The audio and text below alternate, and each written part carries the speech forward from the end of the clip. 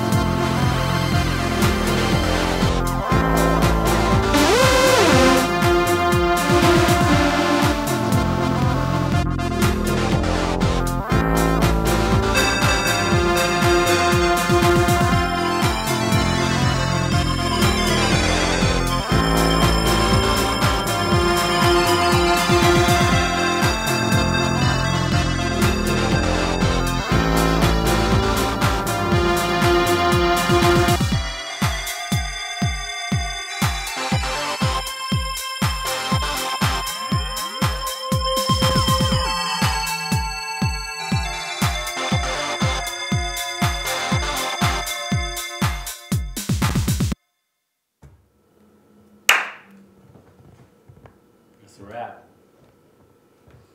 Was that a made-up song, a new original song? No name?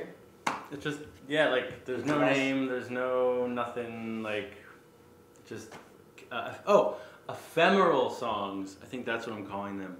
Ephemeral songs, because, like, they're here, now they're gone. So, if, like, I'm going to delete the loop banks, and then it's gone. Because, like, you can't mix it, you can't mix it, is really, like, why you can't do anything with it, because it's layered on top of each other. But I do use this to make most of the sounds in my actual songs. And, like, some of the techniques that I've learned by doing this live set have transferred over into making the recorded, composed songs, like, a lot better, too. But, yeah, let's do a real song. This is HoneyChrome, and this is a new song called Magic.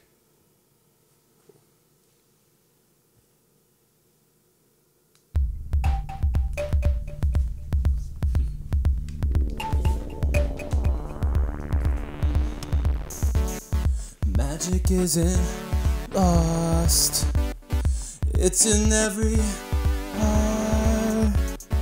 They'll tell you it's fake, but they don't know the truth is it's not too late. Magic isn't lost, it's inside of me. Can't you see my wings as they fly at me? Can't you feel my love as it guided me? Guided me, guided me, guided me.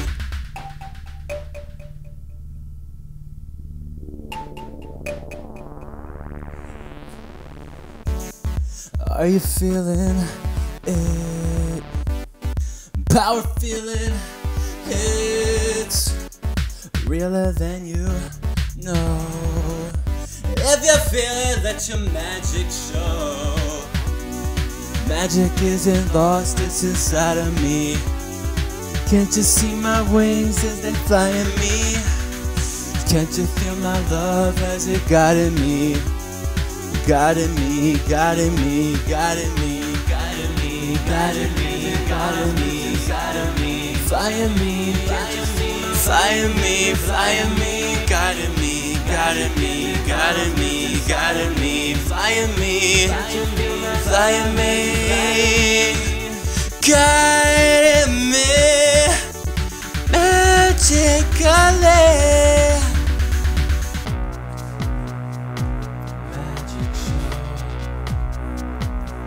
Let magic show. Oh, oh, oh, oh. I know you can. Take the mask off. You will see a metamorph. If you can. Take the fall. Ooh, it's time. Let your magic show. Magic isn't lost, it's inside of me. Can't you see my wings as they fly at me? Can't you feel my love as it guided me? Guided me, guided me, guided me. Magic isn't lost, it's inside of me. Can't you see my wings as they fly at me?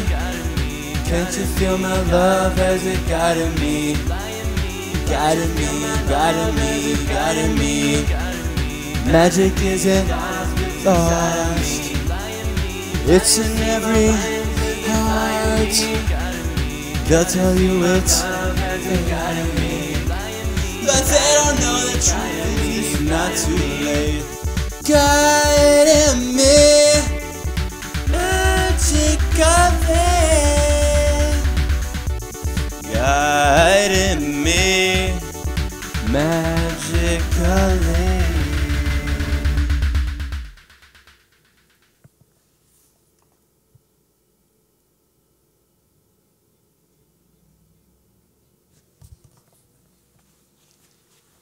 Awesome.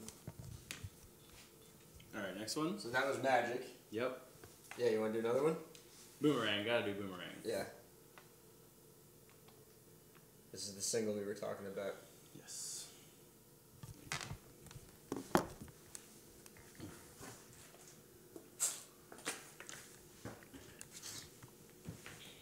All right. This is HoneyChrome, and this is Boomerang.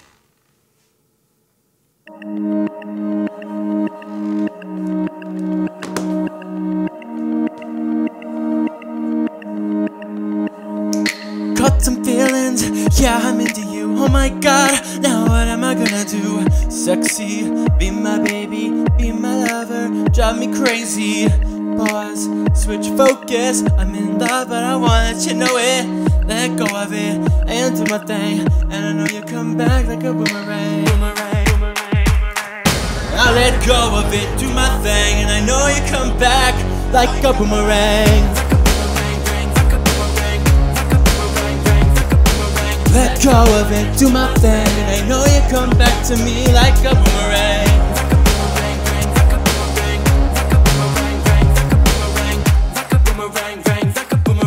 Now I'm sweating, see you texting, see you typing, oh it's exciting. Losing it, can't sweat it, I don't want you to think that I'm desperate. So I chill, hang with my friends, here on my mind, running around my head. Let go of it, and do my thing, and I know you come back like a boomerang. I let go of it, do my thing, and I know you come back like a boomerang. Let go of it, do my thing, and I know you come back to me like a boomerang. Oh, like a boomerang.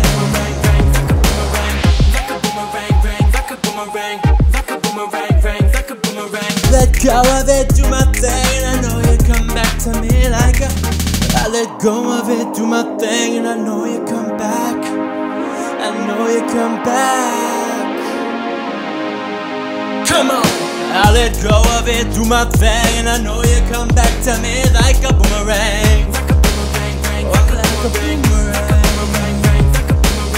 Like a boomerang. Like a boomerang. Like a boomerang. Like a boomerang. Let go of it, do my thing, and I know you come back to me like a boomerang. Like a boomerang. Like a boomerang. Yeah. Like a boomerang. Like a boomerang. Let go of it, do my thing, and I know you come back. Come back to me, come back to me. Let go of it, do my thing, and I know you come back to me like a boomerang. Oh, like a boomerang. Let go of it, do my thing, and I know you come back like a boomerang. Oh, like a boomerang. Let go of it, do my thing, and I know you come back to me like a boomerang.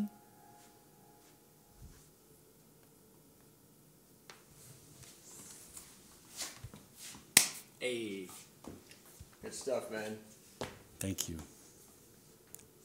Do you want to call it, or do you want to do another one? It's your call. I'll do another one. You want one more? Let's do. Okay, let's do. How's the, feel like you can move? Yeah. Despite the cable? Let's do Machine. Okay. What's the deal with Machine? This is my Fuck the System song. Wait, let's say that one more time. Let's do Machine. This is my Fuck the System song. Cool. I wrote this when I stopped chasing a deal. Stopped, like, when I was like, I'm not going to get a record deal if I want to do what I want to do.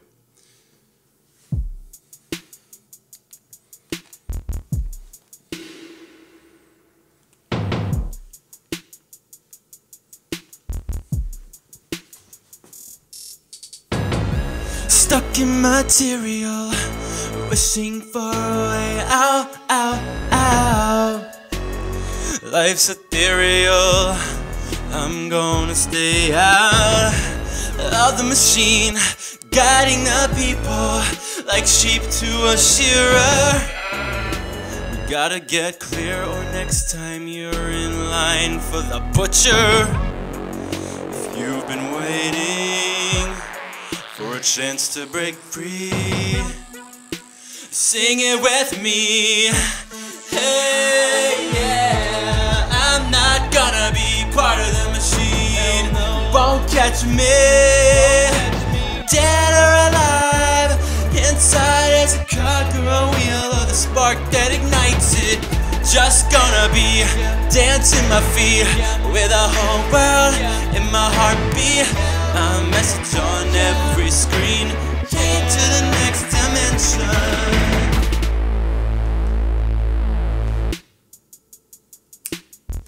Transporting you to level 2, 3, 4, 5. The 5th dimension, where I'm at, where I am flying. Crawl to the edge of the universe. We can lay heaven or we can lay hell to our earth. We gotta stop the machine before it gets worse. If you've been waiting for a chance to break free, your time's coming. Hey, yeah, I'm not gonna be part of the machine. Hell no, won't catch me. Dead or alive, inside is a cog or a wheel or the spark getting ignites it. I'm just gonna be dancing my feet with the whole world in my heartbeat. My message on every screen, take to the next dimension.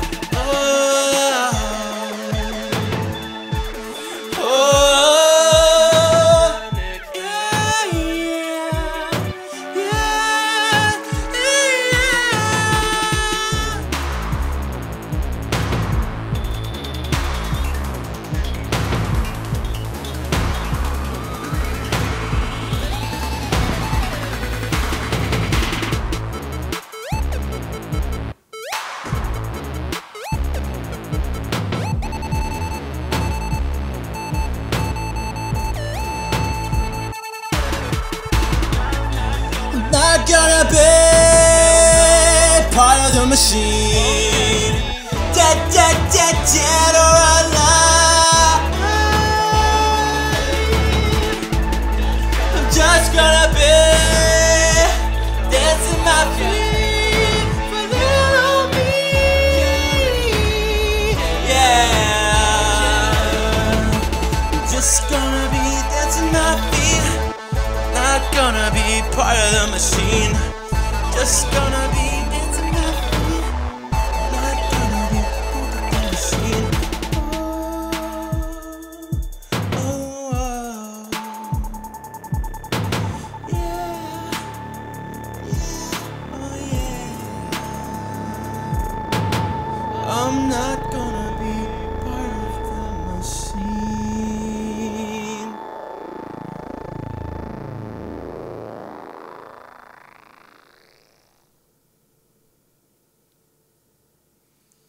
Very cool, man. Feel good? Thank you. Thank you. That was excellent. Thank you. This is gonna be a great little episode. Awesome. I'm feeling better Nice. from the Benadryl. Yeah, you go by HoneyChrome. I'm chilling with HoneyChrome in my apartment today. What's up? And your name is Chad, My name is Chad. but you go by HoneyChrome. Yes. And I met you just a couple of weeks ago at Gamba Forest, and I overheard you describing your sound to somebody. Do you mind describing that again? I think I said it's a combination between Michael Jackson and Robbie Williams. Yeah. And was there a third? I think there might have been a third. Savage Garden. Did you say Savage I Garden? think I said that. Yeah. But I remember you also saying like Eminem? pop. You described it as pop, but like ultra pop. I don't know exactly what you said. I feel don't- like you. I think it was on the way to what I just started calling it is 5D pop, fifth dimension pop. Fifth dimension pop. Fifth dimension pop. I used to call it neo pop, then I would call it like hip hop, but there's so many Hip pop? hip hop because there's a lot of hip hop influence. Yeah. But there's so many expectations of all the genres already. Yeah. I know I'm not the only artist dealing with this. Yeah. So it's like we all do cross so many different genres at this point, trying to figure out what to call yourself without alienating people. Yeah. Like I can't tell people I'm hip hop. I'm definitely not hip hop, but like I went through a phase where it was very hip hop drums. trappy, and then like I'll go through like super electronic pop phases. But when I say pop, they think like super pop, like what's on the radio. Yeah. So yeah, pop can mean different things to different people, right? right, and pop is hip hop and rap. Pop is popular. Yeah. That's all it means. Yeah. Is popular. Yeah, it literally doesn't describe like a real genre of music necessarily. But I liked it. I thought it was funny. It's always interesting when somebody describes himself like that. My ears peak up. I'm like, so what kind are you then? Yes. What are you actually? But yeah, I would definitely describe it as super positive too. Yep. That's definitely your vibe, right? Like you're Yep. you're spreading positivity. Yep. That's where the fifth dimension comes in. It's like we are no longer in the third dimension. We're living in the fifth dimension. We just gotta like wake up, remember that.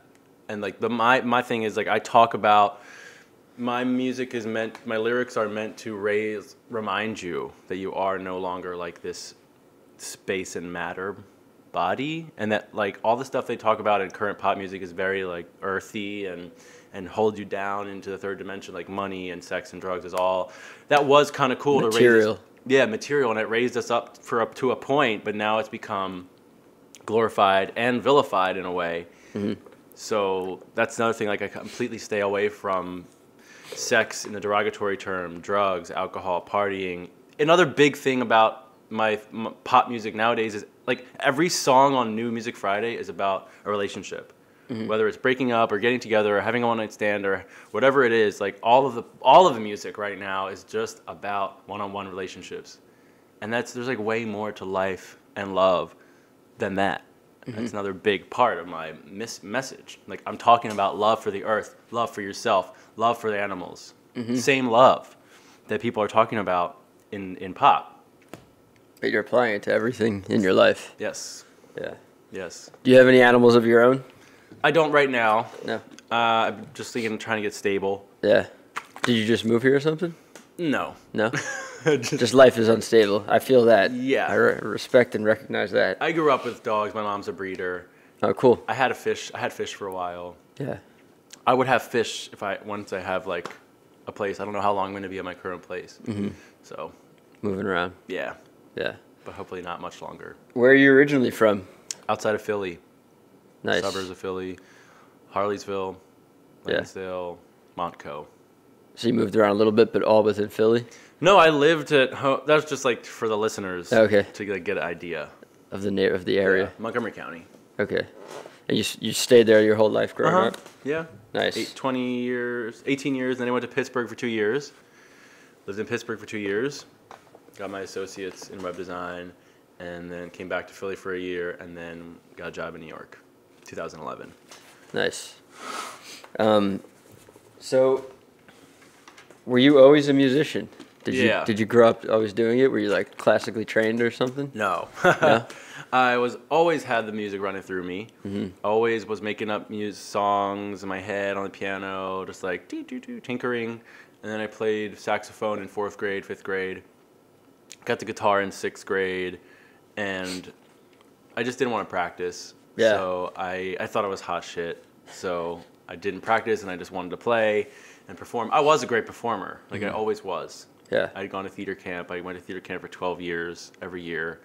Got a really good basis of performing, but I never practiced. I never like learned how to make music. But it was always in me. Yeah. Since day one. Right. Michael Jackson. So you weren't trained and you weren't practicing.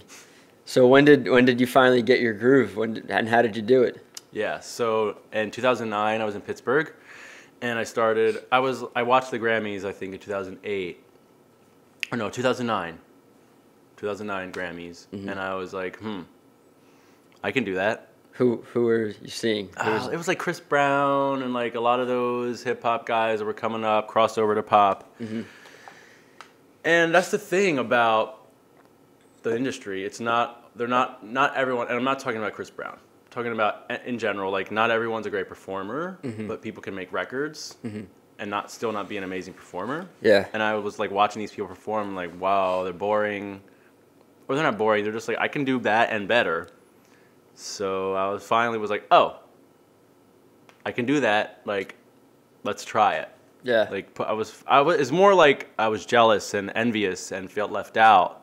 Yeah. Than I felt like I could do it. I was like, I feel a piece of me missing. I feel that too watching award ceremonies, which I have all kinds of weird reactions during award ceremonies, and I can explain why I don't like them, but then I can totally admit there's this element of like, not even FOMO, just I wish I think everybody has that, at least creative people have that to some extent, right? I think so.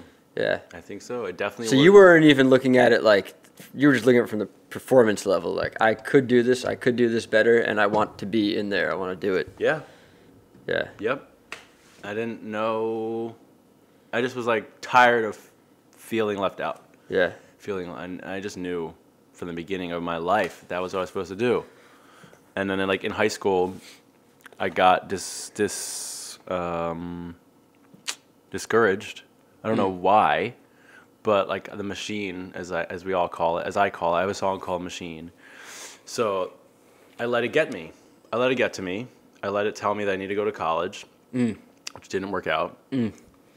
And like, so I did my performance in 10th grade, which was our first year of high school, 10th grade. Did a Michael Jackson lip sync, nailed it. I didn't win the talent show, but I was second, pretty much. But I was like, well, that's it. They don't like me. I'm done. What song did you sing? I lip synced. I think it was Billie Jean, Beat It, and maybe one or two other random ones that people don't really know. That's a lot. I did like a medley, not all the songs. Yeah, right. But I did like a medley, and I think that was like the beginning of like, I'm gonna pack up my bags. That's it. I'm done. Like You felt defeated after the talent show? Yeah, I'm thinking about it now. I think that was it. And then I did nothing. Was there a distinct feeling like lack of response from the audience, or did someone say something? No, they loved me. They loved you. And it was great, but it was like the award show. It was Okay. like, okay, I didn't win, so I'm nothing. And that which is wrong. Yeah, totally wrong. But we have these things, we're trained to we vacillate very wide. It's like if it's not 100%, it's 0. Which I've learned is to not fall into the trap anymore. It's hard. Yeah, it's an emotional response. That we swing back and forth between extremes. Yes, and I've also like used to build myself up and expectations. Yeah. And then when I didn't reach these high expectations, I would fall very far. Yeah. But that was me setting myself up Yeah. to feel that way. Whereas now it's like I do what I do. Period. Yeah. There's no outside influence anymore. It's Yeah. taken like 8 years to get that, to Yeah. get that confidence. Like I don't get nervous anymore. I don't care if nobody's there. I don't care, like I was telling you, if the sound is good or whatever. Because I now know that my mission is bigger than music. And music is just the way to get it out. Just like art. Yeah. It's just a method of getting a message out. And Yeah. I didn't know what my message was. Yeah. Or I wouldn't let myself be as pure as I was. Do you mind me asking how old you are now? 29. Yeah, so that's around the time when you start really figuring things out, I think. Right. Yeah, the 20s are kind of like a really confusing, tumultuous, experimental phase. And you waste a lot of time partying. Yeah, Which true. I don't regret, but I am having a little, I'm not having regrets. I'm just like, this is why it took a little longer than I thought. Because I thought it was going to take, my goal was 2009, I started recording as Chad D. Okay. in Jersey. And I recorded a whole album, professional album, with a guy from the Spin Doctors. No way. The guitarist, he was spent a couple years in the Spin Doctors. Yep, Anthony Kreisen. He's awesome. Shout out. Recorded an album. I was like, okay, I'm going to be famous in 3 years. And then that didn't happen. Yeah. But I also was like, okay, I'm going to move to New York. Okay, I'll start. That'll help. Once I move to New York, I'll blow everyone away. Yeah. Like the typical artist or whatever, the typical egotistical. It's not a wrong attitude to have. No. Well, It's not wrong, but my head was I'm realizing now it was all very egotistical, and the mission was there, but it wasn't coming out right. So it started to fizzle, and then I changed my name to HoneyChrome in 2013. which is an awesome freaking name. Thank you. We got to have a little talk. You should keep talking on the path you're on, but I want to ask about HoneyChrome. Sure. So 2013, changed to HoneyChrome. So then I kind of reset my years, my like make it in 3 years or like make it in 5 years. And like I lost all my momentum because I changed my name and I changed my sound and I couldn't afford the studio time. So like my quality of music changed. I had to figure it out. I had to learn more to produce. It was in the era of trap and like I was raving a lot and like hearing all these. That was another moment of, that was like my second, I'm putting this together now, like my second, I can do that moment. So I was going to Webster Hall like every weekend. Being at parties and shows like that? Yeah. You were having aha moments? EDM Okay. shows. And I was like, if they can be up there playing other people's music, getting paid, I can make my own music and like make it. Yeah. So that was another like, okay, you got to like another inspirational pivoting point. Do you DJ? No. No? I can, but like it's not something I want to spend time on. Yeah. Yeah. Because there's enough DJs. Yeah.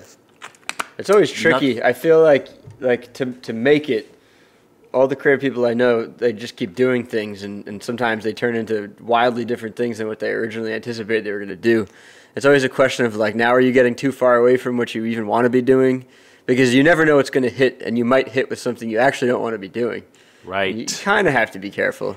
Very careful. That's why a lot of big artists, if they get a hit in like Lana Del Rey is a good example. Like I loved her album, Born to Die. She hates it. Does she hate it? That's not even what she wanted to be. It's I not didn't know that. It's not. Those are my words, and based on press and news and all that, and why her music is now so different. She did it to get out there, but she definitely doesn't like the pop vibe, and that's why you haven't heard anything like that from her since. But if she decided not to keep going with that because it was making her unhappy. Yeah. So things like that, like exactly, I don't want to become a DJ. Yeah. I could, sure. Yeah, and DJing leads to more DJing. It doesn't necessarily get you to the shows you want to be playing. Right. Yeah. Right. And DJing is like just, I faced that a lot when I first started as HoneyChrome. They're like, DJ HoneyChrome. Well, you're a DJ because you just play tracks. So you're a DJ. Yeah. No, I'm not. The technology was changing. While I was doing that, people were like, tracks were just starting to become acceptable for live performance. So that was also discouraging. Like going through that while the industry was changing, while streaming was coming up. I think all of that also contributed to and other artists, other peers, like our delay. I think a little bit in exposure and emergence. Wait, what contributes to the delay? That the industry was changing so rapidly. Okay. And that there was, air quotes, no money. Yeah. It was just the money wasn't in the right place. Yeah. And that there was like the internet came and made it easy to make music, but then it made like hundreds of thousands of people make music, and then you get lost, and then it's like now it's all about streams, and it's all about what's now like what works, what's working. Like let's not mess with it. Whereas like what I'm doing is very different. And I think 5 years ago, 10 years ago, people definitely didn't really want to hear it as much. Now people are getting tired of the plastic production, of like the processed, like a kit, like production kit. Machine-made stuff? Yeah, like machine-made and like recipe, like following the same recipe. Yeah. That worked for like 5 years. Yeah. And I feel now people are more receptive to my music. I've also gotten better. Sure. But, and it's... Do you practice now? Or do you not need to because you kind of perform enough? I rehearse. Yeah. I mean, I warm up and I practice and I write and I work. Like, Yeah. I'm a working artist. Yeah. I work all the time on it.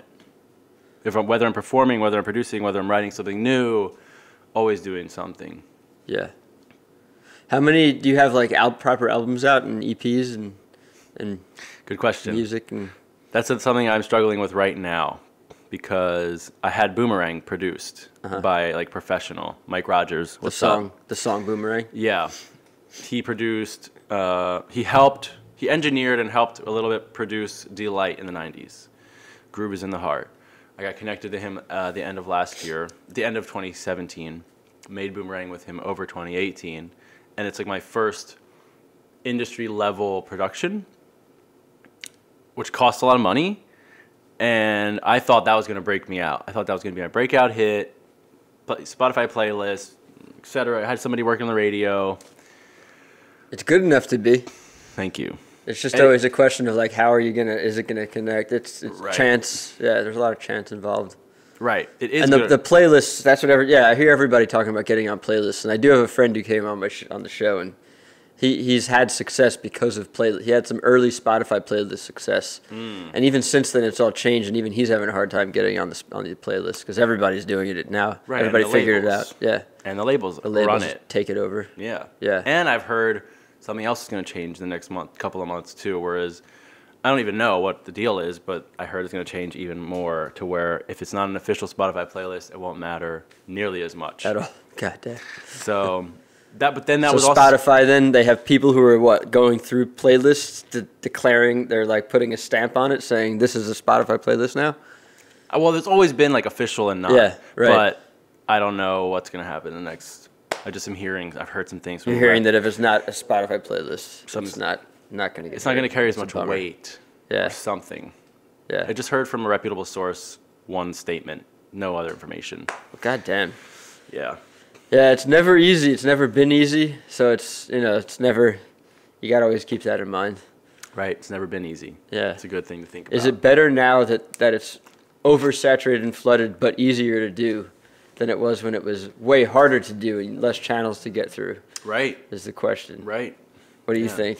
Uh, If you could choose, it's a silly question, but if you could choose the past or the present, Probably the past. yeah, Yeah. Just because there's too much junk that gets through. yeah, Because we're desensitized. yeah, That's like a whole nother conversation that I'm sure we'll get to. But like just the content of music and energy and awareness. Like people aren't even aware that we're like current pop music is just like current politics. The same people that run politics and Walmart and corporations run music, and they decide what gets put out and what gets play, which is why they put the same songs out, because it keeps us complacent. It keeps us like talking about love on a one-on-one basis, or it keeps us talking about like wealth that's unreachable if we're not a rapper, and it keeps us down, just like TV shows, politics, movies, like horror movies, like thriller, like shoot 'em up, killing, like that's all we're all desensitized to that. But it's like it makes us think that it's not real when it actually is really happening. yeah, Like all the crap they talk about in hip hop, like the block and the killings, we don't get that that's real. Like most of America doesn't get that that's real. right, Which has been a complaint since hip hop came out, like and white America started eating it up. Right. And these kids are like rapping the Biggie songs and saying the N word and like talking about it, and they're just desensitized to it, yeah, to like the truth, which is what I am doing with my music. 100% truth. There's nothing. It's like the opposite. Where instead of talking about my problems, which we needed to do for a while, Yeah. now we need to talk about moving on and fixing it, and like coming together and not playing the victim. And I'm not just talking about rap. yeah, I'm talking about humanity needs to come together. And it's like it sounds cliche nowadays, but what happened was we were on the way in the 60s and 70s, the Beatles, hippies, all that stuff. And then I think, because I wasn't alive, so I don't quite get it, but I'm learning more about what happened. I think that like the richness and the excess of the 80s and the money that came in during the 80s and the late 70s killed what we were going for in the 60s and 70s with energy. Mm-hmm. Money came in and just wiped out all the love. yeah, And we're still there. We're like at the end of it. Like there's no love yeah, in big business anywhere. yeah. The government was also actively sabotaging. There were powers that be that were sabotaging not just the civil rights movement and all those leaders, but even just pop figures. Period. Yep. Like we know now that there were files out on John Lennon. Anybody who had any influence had files on them. They were being sabotaged. Uh-huh. And because they don't want anyone from they don't want a voice from the people rising up with any power whatsoever. Exactly. And I think now the game is changed. They don't really need to sabotage because everything is so flooded and insane, and it's so easy to just put more misinformation in with the real information and the art. You can put farts out with the art, and it's just a total shit show now. They don't need to do the work of quieting, of silencing anyone, because people like me are too afraid to speak, or they feel like they know. I think they can just rely on the fact that it's hard for anybody to even rise up now. Right. Like, yeah. If you rise up and if you do speak and you get your voice out there, then maybe they'll try to sabotage you. Who knows? Right. Well, they will. Yeah. It's just like now, I think about that too, and I think that's held me back for a while. But now, it's at a point where I can't hold it back anymore. Where it's like it's not about me anymore. It used to be a lot about me, like making my me with my music, me with this. Even though it was like I was making music to make people happy and wake them up, it was me career, me money, me fame. Mm-hmm. Now it's only in the past year or so I've switched it to I'm just the vessel for the message, for the earth, for the universe. Mm-hmm. And ever since I switched that, I'm starting to feel like different and less stressed too. That's like good. Less stress about making it, and less stress about shows, and less stress about making my productions perfect, because the people are responding to my truth in my new songs. Yeah. Which I'll play like a new song that I haven't put out. Nice. Everything. Back to your album question, actually, real quick. Yeah. I have many albums of music. Like a lot of artists always have a big vault. Yeah. But I got tired of putting it out to nothing, putting it out to silence, putting it out to a void, because no one would listen. Like, it's not there. I'm not saying no one's listening to me. It's just like I don't have this platform yet. And it is discouraging when you put out amazing music, whether you spend a lot of money on it or not. Yeah. To no one to listen to it, no one to come to the shows. Like. Yeah, I mean, I feel that with my work too. It crosses over. Mm-hmm. Yeah, these days it's like the most I have to look forward to is like if I reach 100 or more likes on Instagram, then I've done well. Back when YouTube first came out, it was like I was trying to get more views on YouTube. Now everything is just kind of like barely clicking along. There's just so much stuff. People tell me do a music video, like do this, do that. Yeah. And then I listen to them and I do it, and then nothing happens. Yeah. And another thing. I mean, you got to keep doing things, right? You can't not do things. But it's like, do I spend my money on YouTube on a video or another song? And right now, it's another song. You're in song mode. Like I don't want to spend $5,000 on a video that will maybe get me nothing when I could put into another song. Yeah. That will like expose more, because just that's what I've settled on. Like I don't need to do a video right now if I'm paying for it. I don't know it is more upsetting when you spend a lot of money and something gets the same attention as something that you spent nothing on, right?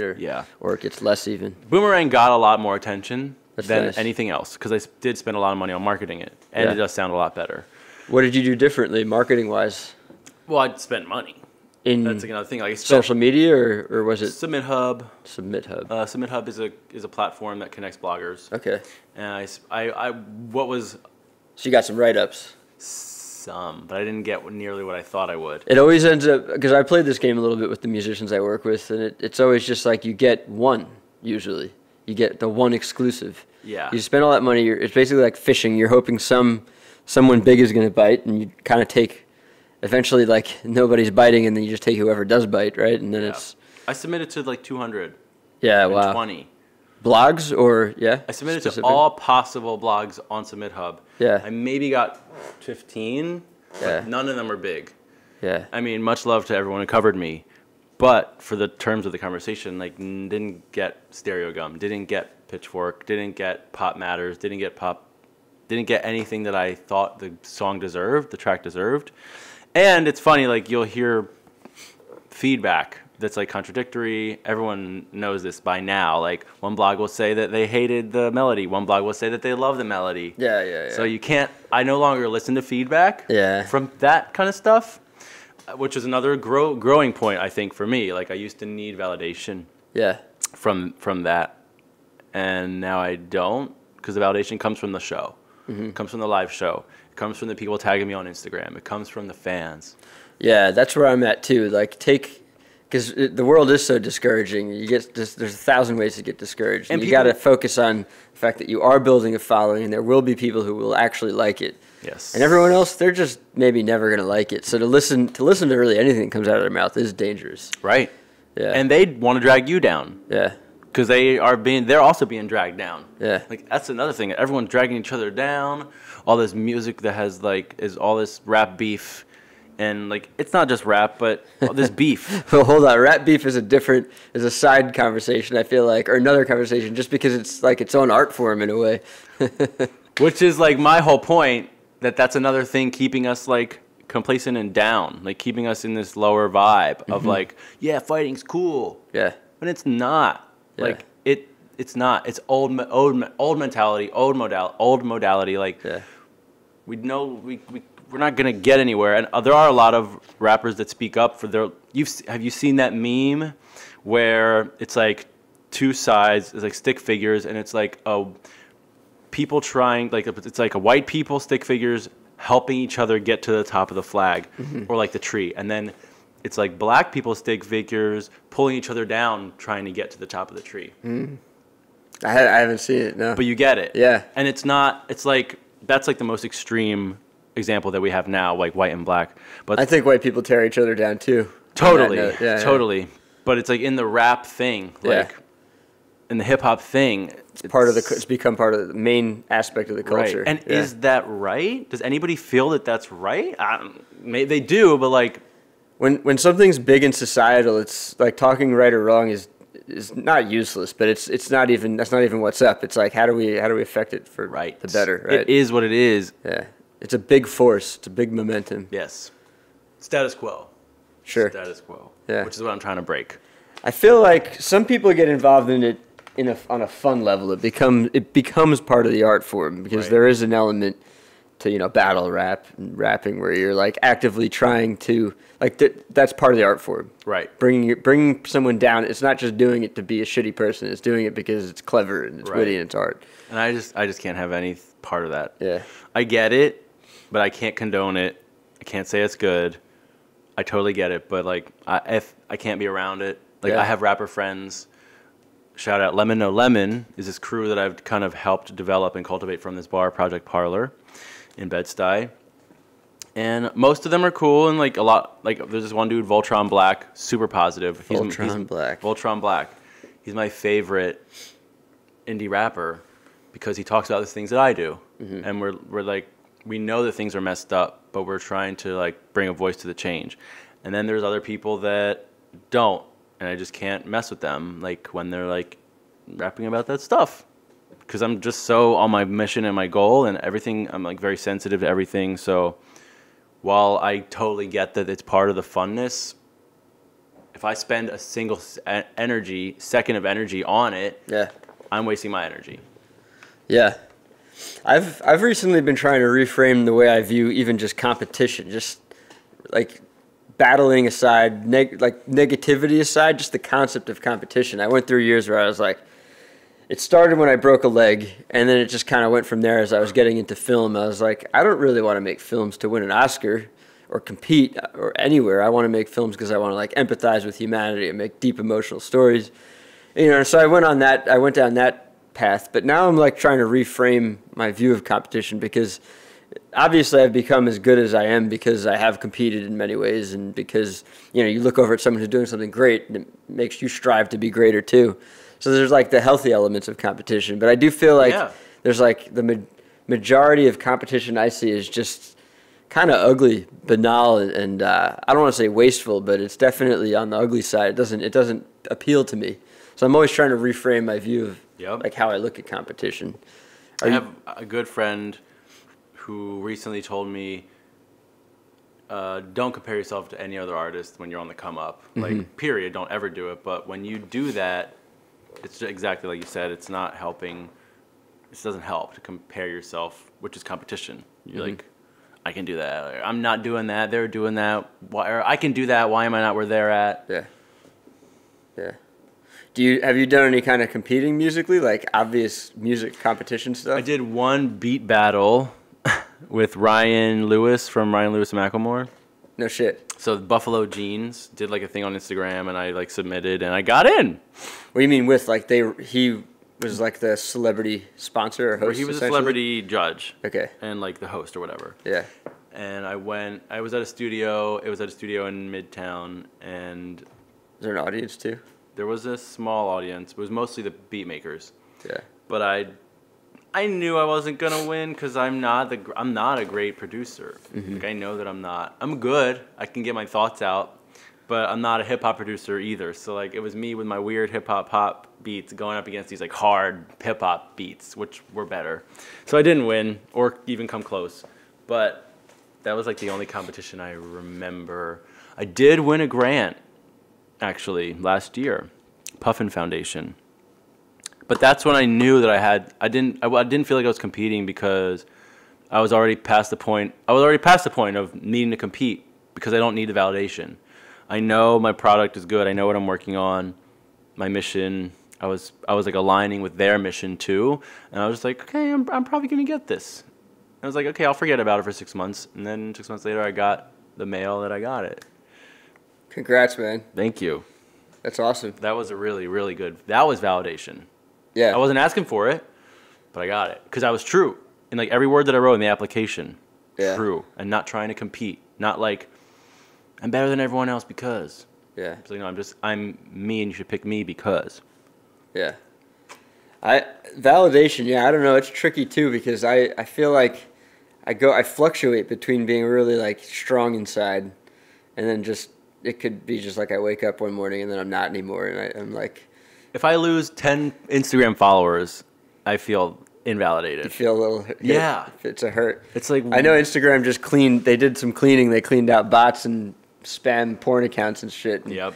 I remember the moment I saw it go down by 100. Actually, I went down by 100. I was like, ah. Yeah. It's so silly, but everybody feels that. Even adult artists I've been talking to, like people who are, we're adults, but like like 40, 50, even 60-year-old men are like feeling the butt hurt from losing followers. Isn't that weird? Mm-hmm. I have only in the past month I have started to really been concerned about my Instagram usage. Yesterday, even I was looking for a lock app that like won't let me in for like however long I set. So you don't waste your time? Yeah, because I also work from home on the computer. So I think this is like also a web designer, a computer worker thing. Yeah. It's actually not even. It's when you have a moment that you're waiting for something. Like maybe you're waiting for the paint to dry, even if it's like 30 seconds, look at your phone. Yeah. Nothing has changed in 5 minutes. Yeah. So that is starting to really get to me, and I want to figure that out. Like that's another part of it's becoming another like column of my mission, like technology, figuring out how to use it and not let it take advantage of us, because I am seriously concerned about my own use, and I know that I'm not the only one. Yeah. Like I'll pick up. My example was waiting for a page to load on the internet, which is fast. Yeah, it is. Even though that split second of it working, you pick up the phone. Yeah. Yeah. I think that's we're Email, all Instagram, there. Facebook, email, Instagram, Facebook, email, bank, bank. Right. Email, Instagram, bank, Facebook, bank. I finally got Twitter off of my little rotation because it used to be Facebook, Instagram, Twitter. Yep. Email. Thankfully, Twitter is a little less. I like Twitter. I love Twitter. I don't have a reason for it right now. I think Twitter's great for news flashes. Mm-hmm. It's really good for like quick communication. But yeah, I'm not worried. I've conquered Twitter. But as soon as I start getting people on Twitter, I'm sure I'll be like, oh my God, I gotta check. And I've turned off all my notifications. I don't get any push notifications for anything. That's smart. Except like important stuff. Yeah. Like text message, obviously. Yeah. I might have to do that too. But yeah, Instagram, I'm super addicted to Instagram. And it's so funny looking at it because it's like this wasn't here, it wasn't even there 10, however many years ago it was, and will it even be there in the future? Why is it so important to us? Like, why am I putting so much effort and energy into it, especially if it is going to be like phased out in the future by whatever new thing comes along? Right. Why? Yeah. We don't have an answer. It's the dopamine. Yeah. But it's like, we know scientifically why. Yeah. Because it's people giving you attention and appreciation. It's like getting a pat on the head, which when you're actually in general, that's like it's like a hug. Yeah. It's like a real thing. It's like a real response. But when we're trying to orchestrate it, I think, with like Instagram. Like I post and I'm like, what kind of hashtags can I use? What time am I gonna post?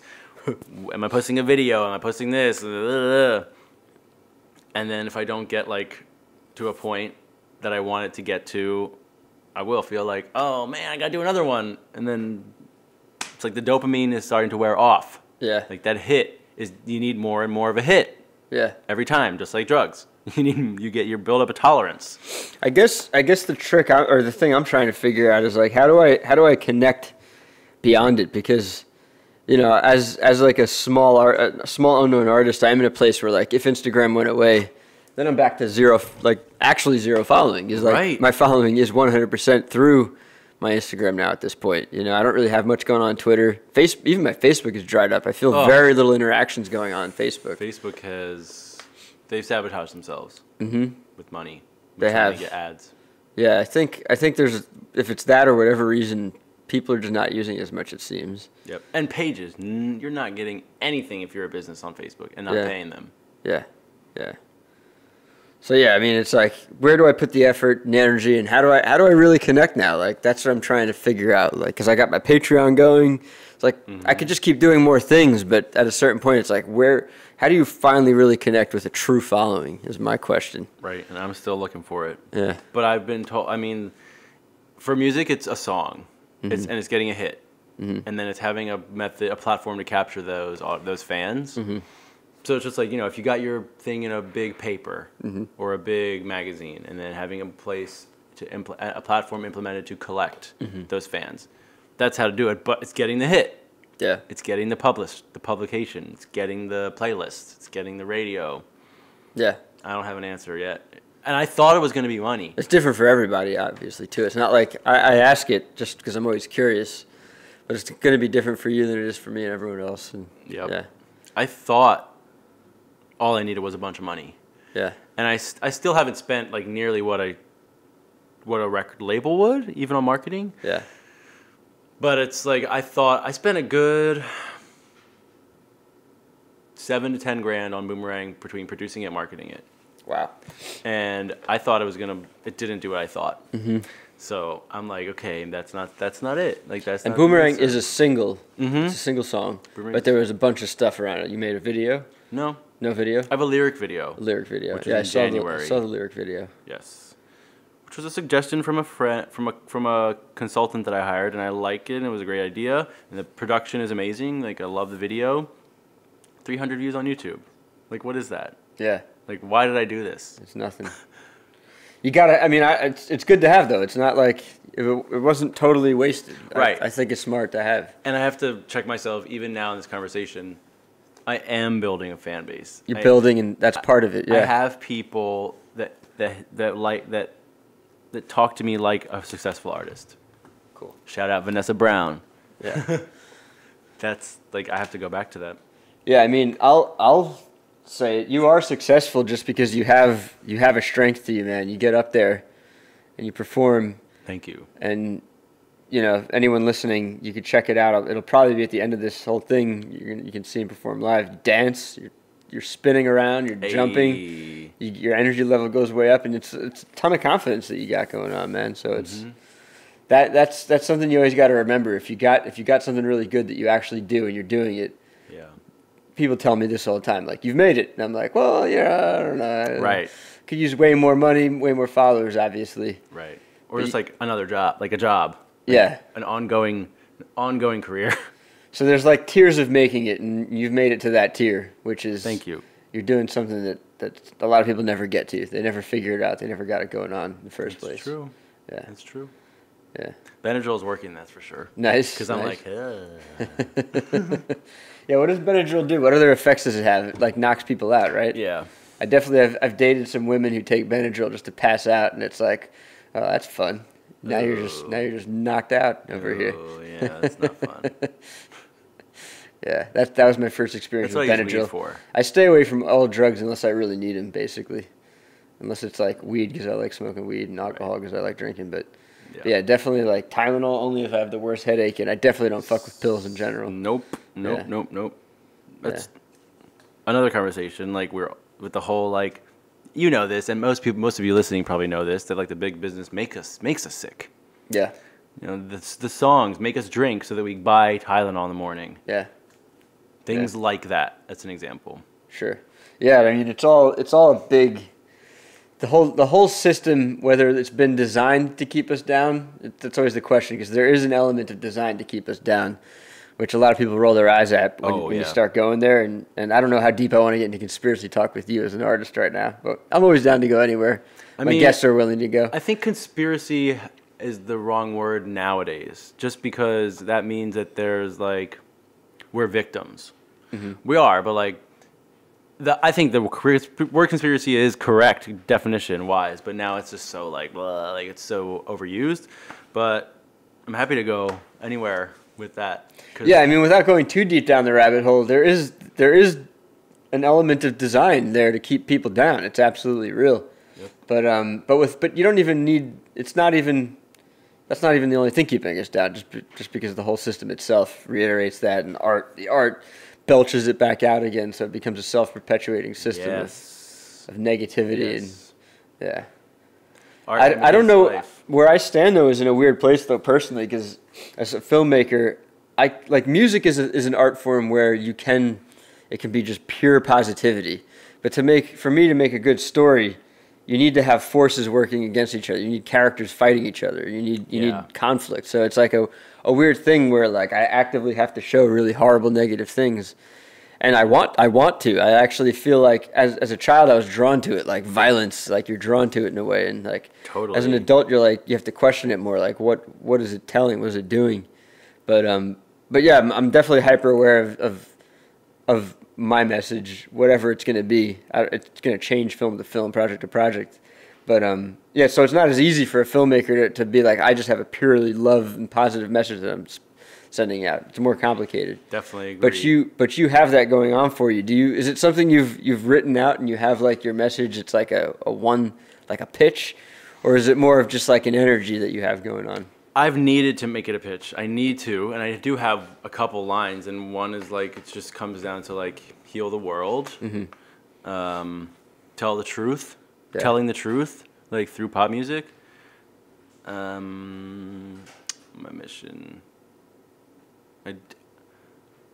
That's really like my tagline. Yeah. Right now, Fifth Dimension pop, but it is just a movement, like a vibe.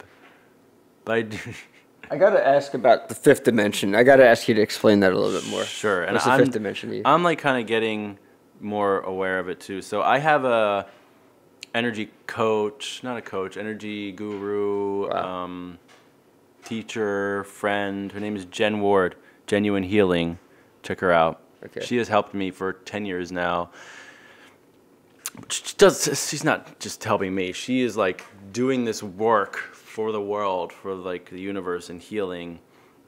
And so the third dimension is like space, matter. I think time is the fourth. But as we all kind of know, time is made up. Time is not a thing.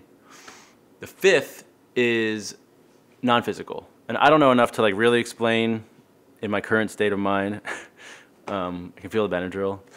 But it's letting go of all the hardships of the third dimension, which is violence, pain, struggle. Like we needed to experience that, but not every lifetime, like not over and over and over again. So if you can get away from it in your lifetime, you should. Is that sort of? Well, and this is like Jen's words, but we already exist in the fifth dimension. We've just forgotten about it. Mm-hmm. And there's more dimensions. And it's like, it does get to a point of sounding... Michio Kaku laughs at anybody who talks about anything other than above the 11th dimension. For whatever reason, 11th dimension... That? Michio Kaku is a physicist and scientist. I think he's just a physicist. But he's beyond theoretical. He actually does studies and things. Good. He's and a I think fascinating dude. But anyway, he's just funny because he laughs at... There's somebody else who's studying the 21st dimension. He laughs at them. It's like 11 dimensions where it's at. So honestly, I mean, from just from my perspective, I don't know what he might be living there. You know, he could be living there. Yeah. People are. We're mostly non-physical matter. Mm-hmm. We just atoms have mostly space. Yeah. And we're made up of atoms. And it's like what's in between that space. Fifth dimension is like being in the moment, being in now, like recognizing that we're talking to each other, like we're not on our phones. We're not trying to get out of this moment. That's one way of really the difference. Like we are not in the moment ever nowadays. Yeah. Because we're just like we need and we want. Like fifth dimension is a place with no need and no want, and you can have desire, but it doesn't turn into coveting. I'm gonna actually figure out a way to explain the fifth dimension better next time, like Cool. for the future. That's pretty good though. But That wasn't bad. It's mostly from my music perspective. It's talking about things that are 100% truthful, because most pop music is not. I am envious, speaking of coveting, of musicians, because of all the art forms I've encountered, it's the one that's most immediate. Like, you get to go out there and really, like, even if you don't have fans, even if it's a new person, you get to really, like, be there and force them into some kind of new, like, they have to look at you at least and listen. Yeah, you're right. But hey, at the show I saw you at, everybody was moving and dancing. I was standing behind a guy who was singing along. That was a very exciting show. He was a good dude to have at a show. Yep. I forget his name. Shows like that are help me keep going. Yeah. Because only a few people had heard my music before, and half the songs New people responding. Yes, and new people responding like immediately and dancing. Yeah, what's better than that? Like, as far as living in the moment goes. Yep. Yeah. Nothing. I mean, I think what could be better is more people at the show, more people who know the song. Like, I always know that, like, for me, I need to listen to a song 3 to 5 times before I like it, right? Same. And I know not to judge music on the first listen. And I'm always battling, even musicians. I fight with musicians. Like, it's shocking when I'm fighting with musicians over this. But, like, other people, it makes more sense. But I fight with everybody. If you listen to something one time, you can't judge it. And I get angry when people do. Nope. But yeah, that to me is the best places. That would be the best place as a musician, where there's like people who really know it and they literally can sing along because they know every lyric and they know when it's going to change and they know when they're going to jump. Yeah. You know, it's like that's what I want. But yeah, you have nice shifts in your songs too, where it's like now everybody's jumping. Now, yeah. Yep. That's been my growth as a songwriter too. Yeah. Like learning the build. Just learning how to write a good song is a lot of things. It's something that we skip over, which I skipped over too. But like as an indie, if you're not signed, if you don't have somebody breathing down your neck to learn how to write better, you won't because you think you're the shit. You know, we do, or we don't want to. We feel like we don't want to fix what ain't broke, even though what we are doing isn't great enough yet. So like, I made good music. Boomerang's great. I love it. But the song Magic, the one where everyone was dancing and they went down and then back up. Yeah. That's because I really wrote the song. Like to really go like flow and like change it up and just define the sections. Yeah.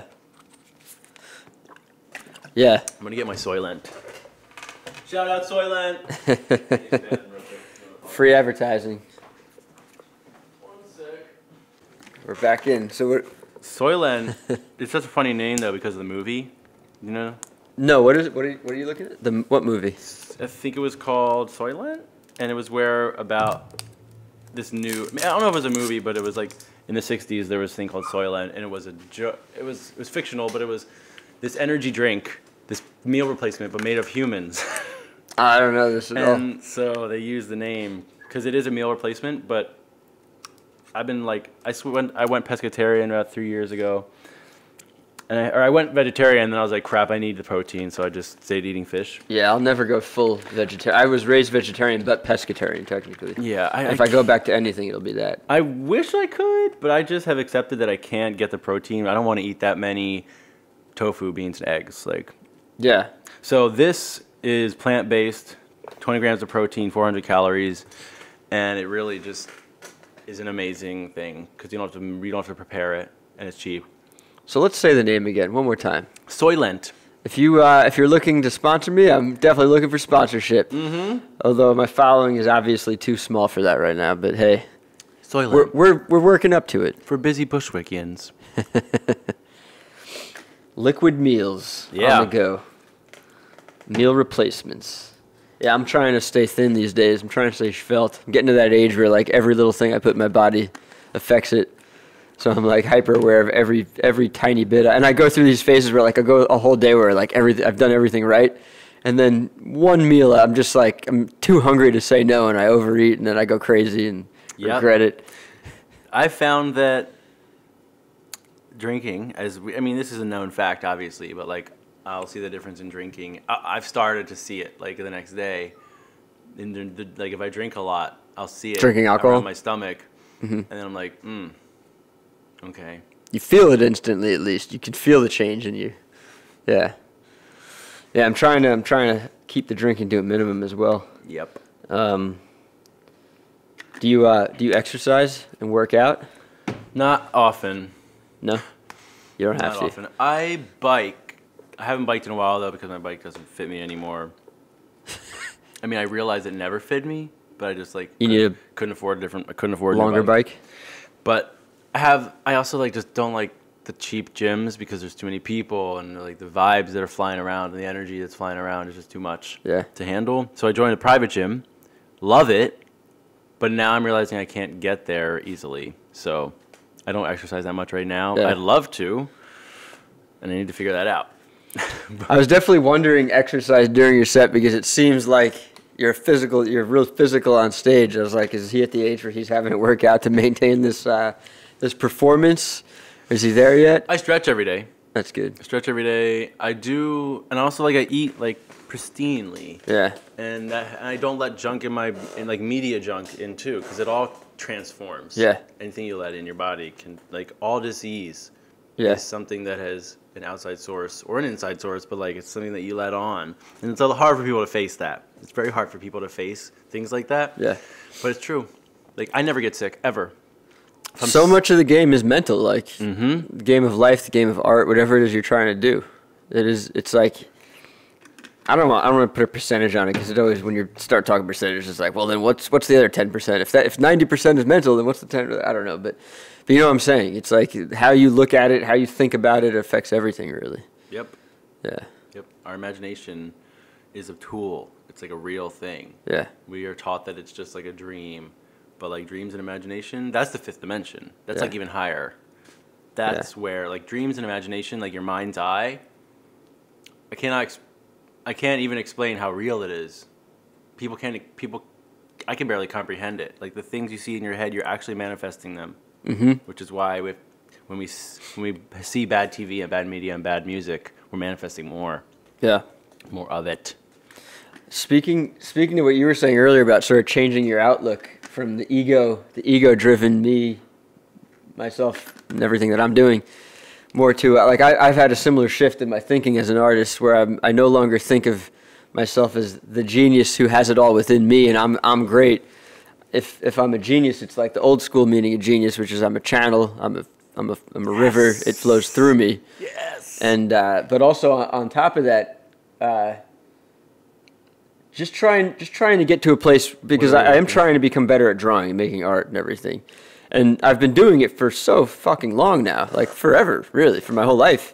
And I know there's a way of doing it that gets past just like I have to observe. Like I don't want just to be observing and being a translator. Like it's more than that. It's like it is the third eye, and it is picturing it and being able to bring it out. And just the fact, and I always go to dreaming, because the fact that like we close our eyes, we go to sleep, the unconscious, whatever dreaming is, kicks into play, and we have these fully formed worlds that just come like that. They're just there all of a sudden, you know. So for us to be able to visualize that in our head, I feel like there's hope for me and everybody with our art making, where we can channel it and be more of a vessel, more of like a flood, really, of just stuff coming out. And to me, it's like you have to be well exercised. You have to be making things every day. You have to be doing whatever it is you're doing every day. It is like an element to practice and being limber and everything. And that's when everything really is able to flow out. Right. But you have to, I don't know. Like it's a muscle. Yeah. Muscle memory and practice, exactly. You have to at first believe that it's real, and then continue to like pull it out. Now, I don't get writer's block, but if I do, it means that there's nothing there and I should stop trying.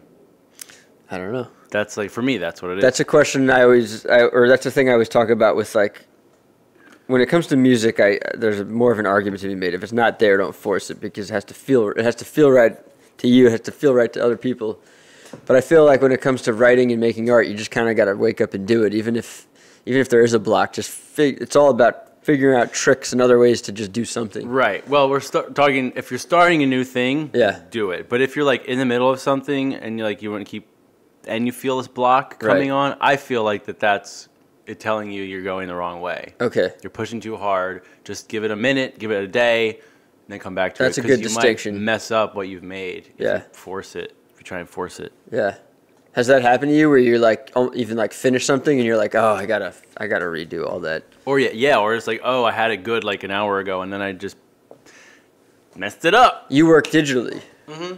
So you're able to save. Do you save a lot of versions of everything? So you're able to go back to the previous thing? I've started to. Yeah. And I've started to learn to it's just crucial, man. Yeah. not do it. Also, just like don't overdo it. Yeah. That's a big problem that a lot of us have before we are just indie. Yeah. Just like untrained, indie, unexperienced. We just do too much because we think we have to fill in every little gap. Yeah. And I was just reading an interview with Fraser T. Smith, who's one of my favorite producers, Adele, Sam Smith, Stormzy.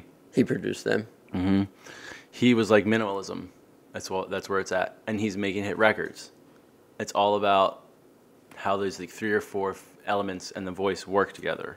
Yeah. It's like paint colors. Like you only need 4. Or you only need like 4 or whatever it is. And you can then make like an infinite amount of colors with them. Yeah. And then if you want to pick 4 other colors, you can make an infinite amount of colors with them. It's like 4 tracks, guitar, bass, drums, vocals. Like that's what all rock bands are made of. That's all it really is. Technically, you just need 4 tracks to make a song. Exactly. Record a song. So I started going back to like all the new songs that I'm doing now, drums, synth, bass, vocals, and that's it. Because I'm just trying to write the song. Yeah. And not trying to make it perfect and not trying to make it sound amazing. Because I realize it's about the song, like acoustic guitar and vocals. How many hit songs have there been with that? Yeah. Plenty. Not nowadays, but yeah. Yeah, it's so amazing that you could spend so much money and have so much gear, and then somebody with very little can make something that's even better and not just more of a hit, but just actually better, right? Yes, exactly. Yeah.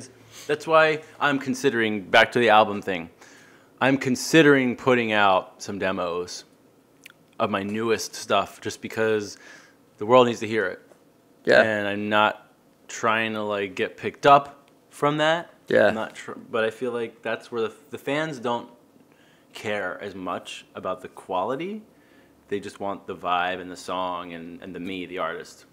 I wrestle with that all the time with everything I do. The quality, not versus quantity, but just quality versus like making a thing by any means and making it, just focusing on making it good is sometimes different than making it technically proficiently banging it out, right? It's like, because I agree, man. Songwriting, you just listen to Bob Dylan. It's like, obviously he doesn't have the voice of a diva singer or Adele or anything, but he wrote, more hits than most people, right? Alone, single-handedly. That's who was in my head when I was talking about Yeah. basics. Yeah, I mean, it's just songwriting is the answer to me. Ed It's Sheeran. like, who? Ed Sheeran. Ed Sheeran. He's the modern day Bob Dylan Yeah. in terms of guitar and singing. What band was he? Ed Sheeran? I know. Ed Sheeran did oh my god, I don't know. A-Team. I can't. I know it. I know I've listened to You him. look perfect tonight. That's his latest song. Okay. I don't know if I've heard that. Red hair. Yeah. Funny you can't place him. I absolutely know I've heard him. I can't picture He's it. number Listen one to on it right Spotify right Yeah? now. He's been number 1 for a while. Cool. But yeah, all right. So, but songwriting, that's what's up. Songwriting. That's where it's at. Yep. Because you could literally produce a song thousands of different ways too, right? It's like you could do it minimal. You could do wall of sound. You could get a female vocalist to come in and cover you. Yep. Have you worked with other artists that way, or are you pretty much a solo act? I did go for a stint collaborating, but right now I'm at like nobody else gets this. So it's not that nobody gets it. I know that people get it. I want to find those people, but if I let other people in that don't get it right now, they'll clutter it up. Mm-hmm. Yeah. I've always been solo. it was suggested to me to go collaborate with people, and I did that for about a year and a half. And now I'm like, okay, I did that, but it's not serving me anymore. Yeah. Back to my own thing. Because I learned a little bit in collaborating.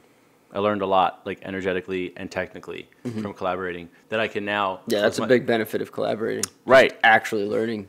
And now I can tricks. Close myself back off for a while. Yeah. Yeah. You were, so I met you at a show it was Miss Duke's show. You perform with her a lot? We just played Monday or Saturday. El Cortez? Yeah. I missed that. That's super close. I wanted to go. Combination being broke and just trying to get my own work done. I try not to leave the house. Also trying to be healthy, not drinking. Yeah. And everything. The whole shebang. It's so rough because I love hanging out and going to shows and everything, but I always end up with a drink in my hand and spending more than I wanted to. Same. Yeah. But yeah, I want to support because I know like performances in general, they're like there's more than ever, but there's less people going out is the problem. Right. It's like people literally aren't going out and going to shows. Right. Yeah. It's because of the internet. It's because of Netflix. Yeah. It's because of sex. It's because of Tinder. Yeah. It's like all the same things we were talking about. There's a lot of things contributing to people just actually not going to shows as much as they used to. They're only going to like the big famous people that they know. Right. That's it. Because there's so much. Like when the Beatles blew up, that whole era, like if you played music really well and you were rare. Yeah. You were. Yeah. And the venue used to book you and pay you and bring the people who were already there. Mm-hmm. Doesn't work like that. There's so many more venues, so many more people, so much less money in the industry. Then just contributes to that. Everything's spread out. Everyone knows an indie artist. They not only like know of them. Everyone knows an indie artist, and you can only tap your friends so many times. Yeah, I mean, what is it? You're only supposed to play a city once a month or even less, I think. And it's like those are like the rules of the industry that labels apply to force their bands into. Right. Yeah. And that works when you have a fan base. Yeah. But when you don't, my now like goal is to, which is actually kind of changing very recently. Just play hard. Play everything I can. Yeah. And it works, and it did. I got really good. I got a lot of practice. I learned how like the top quality sound systems work and the lowest quality sound systems work. But now I am getting a little bit like, why am I playing? I no longer like need the practice. Like I don't know what I'm supposed to be I don't know what I'm supposed to be doing now. Like, at this point, like I had that feeling of the show. Have you toured? No, and that's like the same thing. Like everyone would tell you to like tour, but that's just a money pit. Yeah. Because why would you go and tour when you don't have fans? Yeah. They tell you that you'll get fans. To build fans. Yeah. But you won't. You will, but it won't bring a massive amount of money. You will get and it fans. Is a money pit. You will spend as much as you make, if not more. More. Yeah. More, yeah. I mean, the goal is to figure out a model where you can tour and at least break even. And while you're making fans and while you're seeing new places and doing new things and everything. And New York is very saturated, so you're right. Like there's places outside of cities that might bring people because there's nothing else to do. Yeah. I mean, I would say touring seems like a thing you could do if you haven't done it. It seems like something you might try. But it might be it'll definitely be a drain. You have to build up the mental energy for it for sure. I want to, but why? Why should I? Yeah. Well, you gotta work it out for yourself. I don't know. There's no reason for me to tour right now. Yeah. Yeah. Until I get a hit, like there's just no reason. Yeah. So that's maybe when you would tour. You hope that you have a hit. Right. And then you would tour with that. You'd use that momentum. Yes. Because you would get more followers. Totally. And you'd be more likely to have people show up to your shows. Yep. Yeah. Yep. Or you could find a bigger band to tour with. No. Right. Well, that's what somebody told me recently. Like, I'm tired. Like, he was like, I know you're better than that. I'm tired. Stop doing these little shows where nobody comes. Yeah. Find bands that are bringing people. Yeah, I think you should do that, man. But then I'm like, how? Who? It's more like who. The how will be answered because you'll ask them how. Like, can I hop in your bus? Do I need to get my own bus? But I think the how is not as important as who. Like, I mean, like, why would they want me? That's my question. Because you're awesome. That's true. If they don't want you, then they don't recognize how awesome you are, then that's not the right band for you to be with, right? That's a good answer. Yeah. That's a good answer because I am kind of stuck in this whole little bit jaded thing. Like, why they don't want me? I'm not gonna bring any fans. I'm not gonna bring nothing. But maybe there are people out there that do want support just because they're good. There are plenty of artists out there who know what's up, and they won't need a why. They'll look at you and be like, "You're good." That's it. That's all. That's all they'll need. You know. Thank you for that. Just gotta find them. Yeah.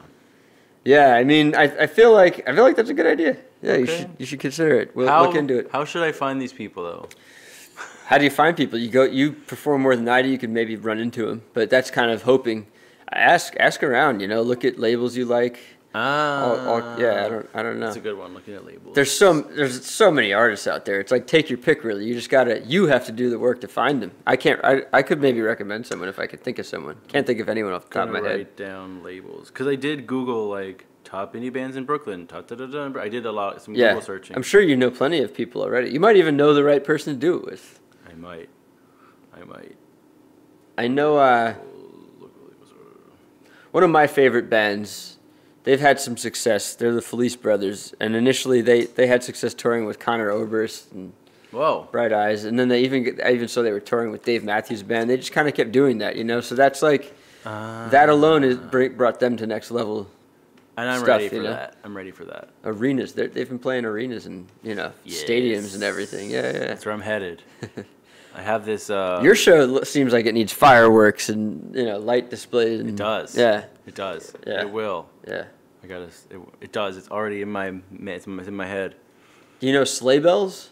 Yeah. I saw them. They're just a dude on guitar and her singing. They performed at Terminal 5. I saw them at Terminal 5. That was pretty next level. Was it just them on stage? For their show, yeah. Nice. Yeah. Nice. Crazy setup. Wild speakers, but yeah, it was just guitar, dude, chick with a microphone dancing and singing. Yeah. That's comforting. That's encouraging. Yeah. They were clearly playing performance tracks. Like they were backing up their performance tracks, or their performance tracks were backing up them. However you want to think about it. Just live, guitar was live and vocals. Yeah, and that was a funny show. I think it was a fundraiser for something. I want to say it was a hurricane fundraiser relief thing. Grizzly Bear performed. Ooh. They were next level. They made everything live. They did not have any performance tracks. They're a band. They're a serious band, man. Yeah. God. Yeah, they even had an extra member playing with them that day. It wasn't just the 4 members. It was like 5 people on stage, I remember. Grizzly Bear is Panda Bear? Singer? I don't know. Isn't Panda Bear... Dude, if one of the singers from Grizzly Bear is in Panda Bear, that I don't know. Well, Panda Bear is one dude, right? I don't know. There's like a whole bunch, like the Animal Collective, Grizzly Bear... They're all the same time. They're I know all that. And they're all the same. Like, there's members that cross over. I don't know. Yeah. I'll have to look. If I knew that, I forgot it. I don't know. But yeah. Nice. Who are you listening to these days? Do you listen to anyone? Yeah. Here, let me just pull up my Spotify because I would have playlists for the listeners. If you want to check out my curation, you can go to my HoneyChrome on Spotify and look at my playlists. Yeah. So I listen to New Music Friday and Release Radar every Friday over the weekend. Cool. Let's see what just came out. Who am I listening to? I like Anna of the North a lot. She's playing. 1975 new album is really good. I just kind of started getting into Gary Clark Jr. Blake Rose. He's a new pop guy, like pop country. I'm listening to Bring Me the Horizon. You know them? No. They're like crossover pop heavy metal. They were like really hardcore for a while. Wow. Too much for me. But now their newest album is amazing. It's like dark pop. It's like dark heavy metal pop. It's awesome. Cool. That's like the latest stuff. I listen to this so much. How did you name yourself HoneyChrome? How did this name come about? A dream. Yeah. It's funny. Not funny, but a dream about bees. And this whole story is also on my website too. Yeah, I'm looking at it, but I want you to I want you to tell it. It's so I was having a dream. I was at this picnic table with my mom, her now wife, and her son. So it was like our family. This was like 2011. We were sitting at this picnic table eating lunch. Is time a thing in dreams? It was, no, that's when I dreamt it. You dreamt it in 2011. Yes. Do you remember? Was there a date in the dream? It was modern. It was that it was that It was time. just happening current. Yeah. There was a huge, unrealistically huge hive of bees on the table. Cool. But to the left of us, we were like having like a picnic or whatever, sandwiches on a farm, sitting across from each other on the table, and at the other end of the table, a massive buzzing bee hive, like just massive, way too big to be real. And then that's what I remember. And I woke up and I was like, whoa, I was really into explaining my dreams. I now know a lot really well without looking up what's going on in my dreams, but I would look up every little thing. And I looked it up and I realized I saw that bees represent hard work, like a lot of hard work coming, like you're doing a lot of hard work because you're busy as a bee, worker bees. That was the sum of that definition. And I was like, okay, yeah, that makes sense because That felt right for you. I had just I look at all that stuff too. I've always been obsessed with dreams, and I never feel like whatever prescribed meaning is being given to me is accurate for me. But that felt right for you. Yeah, Bees work. I had hard work. it was like halfway through moving to New York. I was still going on music as Chad D, and like still pushing my first album. I was beginning to go freelance after my job, after I was fired / laid off. I was like, okay, this makes sense. And then I was trying to find a new name for my freelance web design company. So it started out. You do web design, huh? Mm-hmm. Web design, marketing, digital marketing, SEO. And let's see, where was I? That's a big advantage to have. The fact that you do that. It is. Yeah. It is, and I'm just realizing that now. Yeah. Like that it's okay to put them together. Yeah. So I was had to come up with a new name for my web design company. So I like wordplay. I was a lyricist, obviously. So Yeah. I was just playing around with words like honeycomb and bees, and I was like had this bee logo and like this hexagon logo, and then I just kind of stumbled across HoneyChrome, like writing a lyric just comes out because I like the wordplay. And that was it. And it was my design firm name for a while. Then, once I started producing my own stuff for music, I was like, this name is a lot better for this. So I just switched it. Yeah. And that's how it was born. So it was originally meant to be a name for your design company. Yes. You're like a it's really cool name. It's too cool for that. It's too cool. Exactly. It's like, yeah. I had nailed the coolness, but I didn't. If you weren't a musician, you would be a web designer with just a really badass name for your web design company. Yep. But you're a musician, so obviously Yeah. it needs to be. Yeah. Now my web design company is CDL 500. What does CDL stand for? Chad Douglas Lewine. Okay. And 500 has just been my number forever. 500. Any 5 number for some reason. You know my last name is Cinco? I didn't know it was. My last Your name is actual Cinco. last name. It's my real last name. And I'm thinking about just like I'm gonna be a filmmaker, so I'm gonna be Ian Cinco as a filmmaker. But if my art really kicks off, I'll sign everything Cinco. It looks great. And just drop, like not go by Ian. I actually don't like introducing myself as Ian, but I feel weird introducing myself as Cinco. But I have been. I think you should. And it's weird, but people don't know any better. They're gonna call you whatever you tell them. So I think it's good and it works. yeah. It's not pretentious. It's not. I love hearing Cinco, and I turn around and, hey, what's up? Here I am, Yes. Whereas Ian, Right. I don't need You are it. definitely a Cinco. Yeah. So damn, man, you're stepping away from music videos. Does that mean, so are you saying that you're just in production mode in terms of like songwriting, or is it not even that? You're trying to figure out some other thing? It's where do I put my finances? Yeah. I would do it all Yeah. if I could, and I will. If you had enough money, you could throw it all simultaneously. Like a label. That's the thing that's really scary to me. It's like figuring out what to do when corporations and labels and bigger entities, they're just doing it all simultaneously, just throwing a bunch of money at a problem. Yep. Whereas like we have to be real targeted, and even though ideally we'd be bringing everything up at the same time, we have to focus on one thing at a time. It's so discouraged. That's big discouraging factor in my life. It's like Yes. literally not knowing where to spend the money, and then when I do, feeling like it's being wasted. I'm in the same place. I don't know what to do right now. Yep. I have a list of things I should be spending money on, and I'm just like crippled in terms of what I actually spend money on. And that's when we should do nothing. Right. Just create. Yeah. That's my natural default, which I think is healthy. It's good. It's good to be that. It is. Yeah. It is healthy. If everyone in the world realized that we were creative and that when you're having a bad day, you need to just express, things would change. You're saying like we as in everybody, like it's a Creativity cathartic. is in everyone. Yeah. Everyone's an artist. I agree. Science, math, like you're creating. Yeah. Yeah. And like, when you're doing your passion and you feel like that and hours fly by, that's what it's supposed to be. Yeah. That's art. That's creativity. Yeah. That's like being in the moment, passion, Flow. all that. Yeah. I'm in.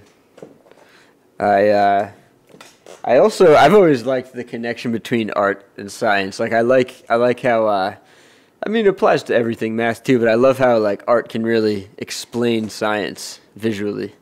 Even auditorially too, like Cosmos. The TV show? Yeah, any of those shows like Blue Planet, like that's art. And there's a ton of like make the even just like I'm not just talking about CG, although that is a big part of it. Like Blue Planet, yeah.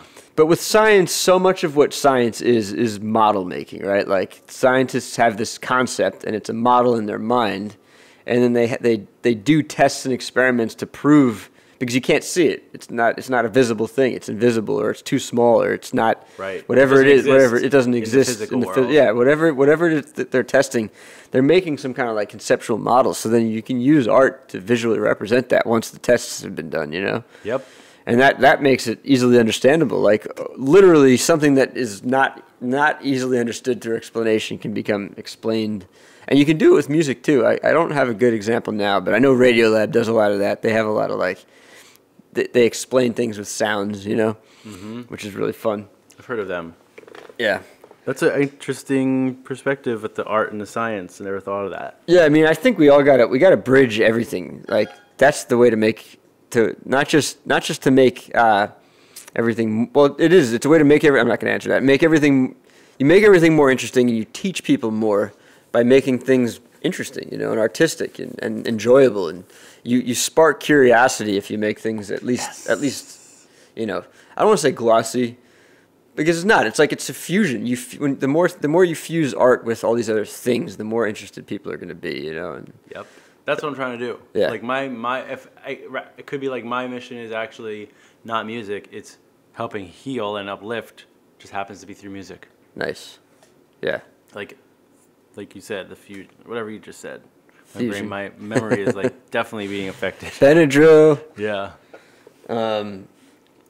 Just so you know, we've been talking for about an hour and a half. Damn. Do you want to keep talking a little bit more, or do you need to? Yeah, I need to. As far as timing this cat problem goes. Oh do we no, need to the get cat's to the music? fine, but I think I need. The Benadryl is messing with me. Yeah. But I think. Do you want to do music now, or talk a little more? I feel like I want to do music now, just because my answers are getting a little bit loopy. Okay. Can we come back to it, or you're saying we've done? Do you think you could maybe do a wrap up thing, and we could come back and talk more, but just in case we don't, can you just sort of give advice to young creative people, particularly people who haven't taken steps, but really anybody, even people who are just like old and having a hard time? My biggest advice is don't listen to anybody when it comes to making your art. That's it. Like, don't listen to, because everyone has something else to say. Like I said with the blogs, it gets real contradictory. And yeah, like your gut feeling is true, yeah. is truthful, is right. Yeah, that's the bottom line. Yeah. We don't listen to anybody else for making your art. If we all need help with business, with management, with all that. Listen to those people once you trust them. But don't listen to anybody that says, change this drum, change this color, change this, that. Like, nope. Yeah. That's my best advice. No one gave me that advice. Unless you want to, unless you feel like, oh, that is the right decision to be made. Yeah. Right. Yeah. Or maybe you ask, but don't do it just because someone said. Right. But no, don't ask. Don't even ask, because then you set yourself up for disappointment.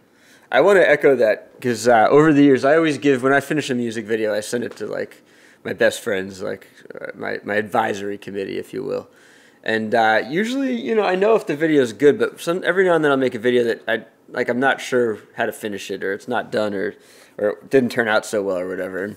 And when that's happened, like, just to echo what you're saying, like, the feedback was polar. Like, I would get polar opposite advice and feedback. It would be like, you don't know what to listen to at a certain point, because it's literally they conflict. They're opposite bits of advice. Right. It's wild. That's when you have to listen to your heart. Yeah, and the heart, actually, it's intuition, right? That's the word I like to use. It's like that's the key thing for getting to where you got to get as an artist is always intuition. Yep. Because if you're listening to what other people are saying, if you're trying to be logical, you're probably gonna do something wrong. You're actually not doing what you need to do. Because it's not logical to be an artist in the first place, right? Right. It's like, Right. so yeah. All right, man. I'm going to hit stop here, and we're going to switch over to some music. Great. Cool, man.